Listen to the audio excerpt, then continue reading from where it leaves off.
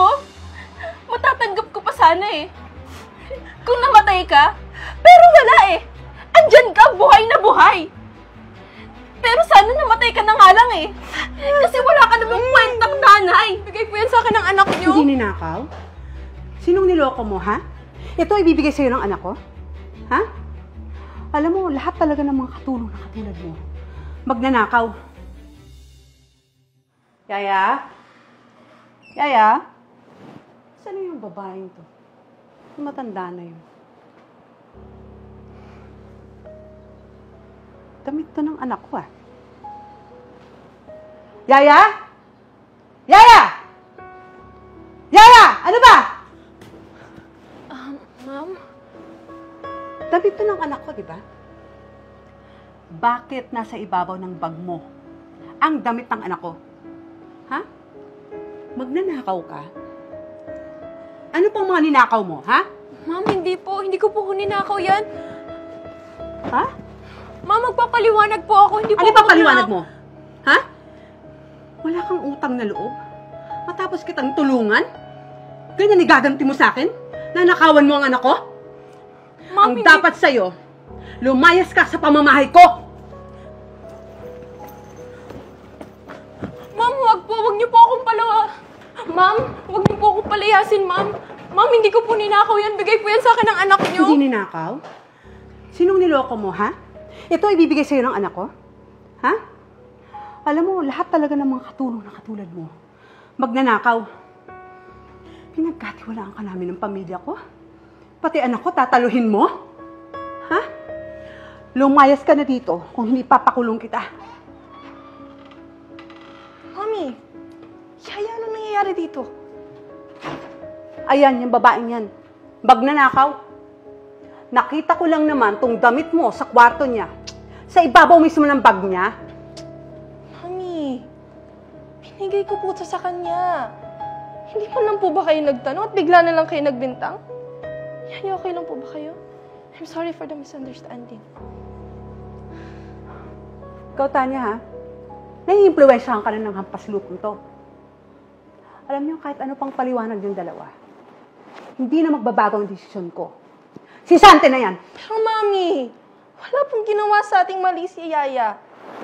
Ako na po mismo nagsasabi. Ako ang nagbigay ng damit na to sa kanya kasi namimiss niya na po yung anak niya at gusto niyang regaluhan. Pwede sakto.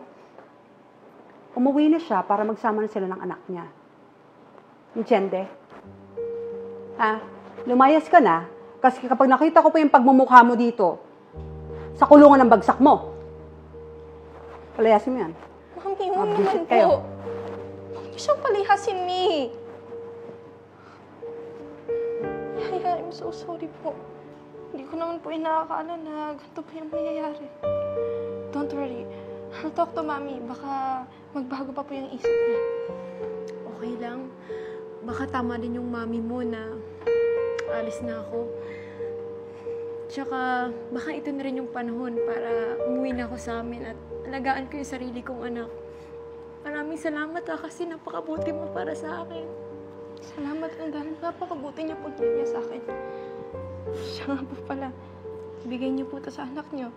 Baka matuwa pa po siya pag nakita niya po ito. Salamat lamang. Ingat na ako yun.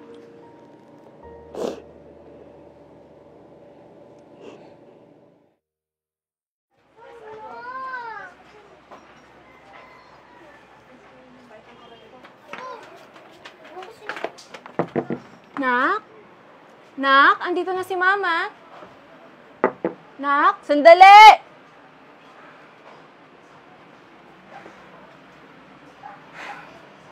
Nak, namiss kita. Ba't umuwi ka pa? Buhay ka pa pala, no? Anak, pasensya ka na. Ngayon lang ako nakauwi, pero sinisigurado ko na hindi na ako aalis.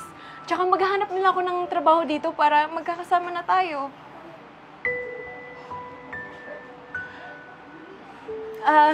Ito pala, may pasalubong ako sa'yo. Maganda to. Sigurado bagay na bagay sa'yo to. Tsaka, sukat mo. Ano ba? Ayoko niyan!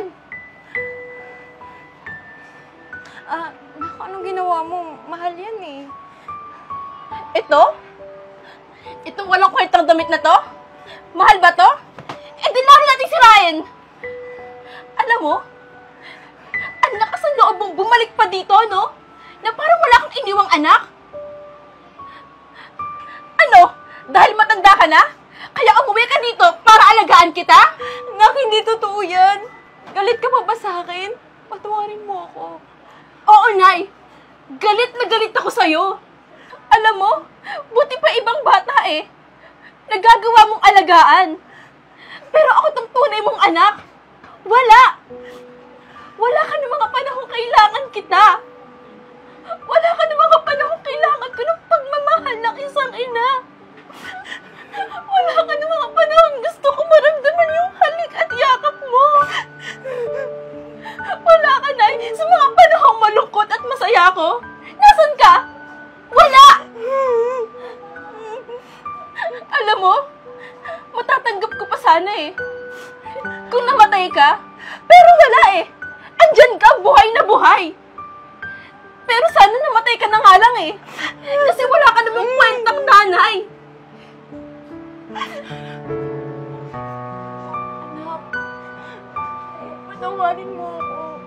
Nagawa ko lang naman na magtrabaho sa malayo para sa'yo yun, anak. Para mabigyan kita ng magandang buhay.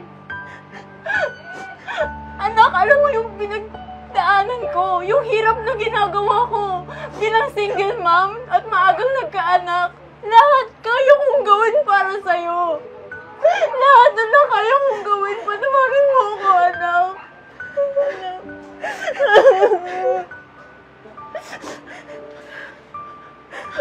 Nay, ano nangyari, Nay?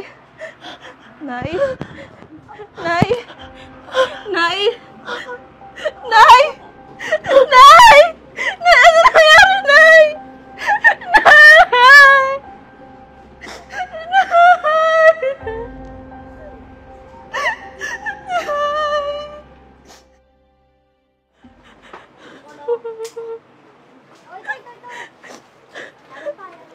Tao po? Tao po. Magandang araw po. Eliza? Ikaw nga. Ako nga po pala si Tanya, yung alaga ng mama mo. Nice to finally meet you. Kilala mo ko? Malamang. Paano ba naman yan? Alam ko kung ano yung paborito mo, kung ano yung gusto mo, kahit ngayong kung saan ka natatakot, alam ko lahat at lahat. Paano ba naman yan? Yung nanay mo, ikaw lagi yung bukong bibig nun. Kaya hanggang bata pa ako, tas hanggang ngayon, ikaw lagi kinikwento nun. May nasabi ba akong mali? Ba't ka naiiyak? Pero, oo nga pala, parang wala dito si Yaya. Asan ba siya? Wala na siya eh. At kasalanan ko kung bakit siya wala ngayon. Ano? Ano nangyari kay Yaya? Asan siya?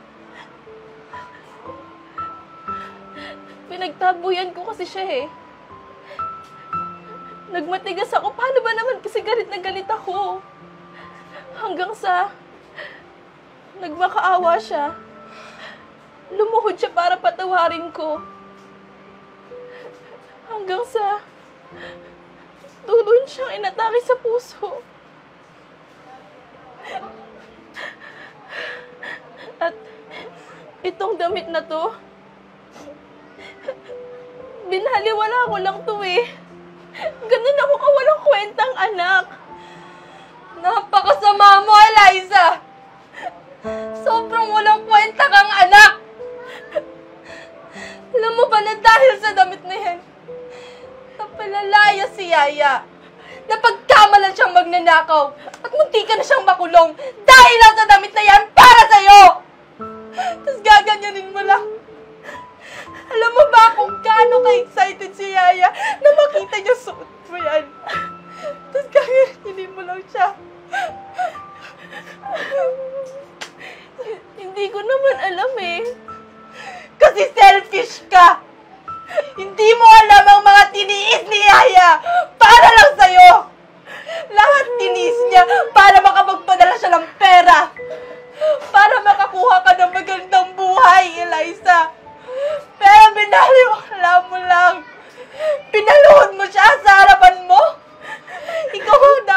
lumuhod sa harapan niya kasi ikaw ang may kasalanan. Sobrang nagsisisi nga ako eh. Kung pwede ko lang ibalik yung mga oras na nabubuhay pa siya. Sana, nang bumalik siya dito, niyakap ko na lang siya agad. E di sana, buhay pa siya ngayon. E di sana hindi siya nawala. Nagsisisi ka ngayon. Nagsisisi ka na hindi mo ginamit yung pagkakataon na nakita mo yung nanay mo at mahalin mo siya. Binaliwala mo yung pagmamahal niya para sa'yo. Pero wala na tayong magagawa, di ba? Nagawa na yun. Wala na si Yaya. Wala na yung nanay mo.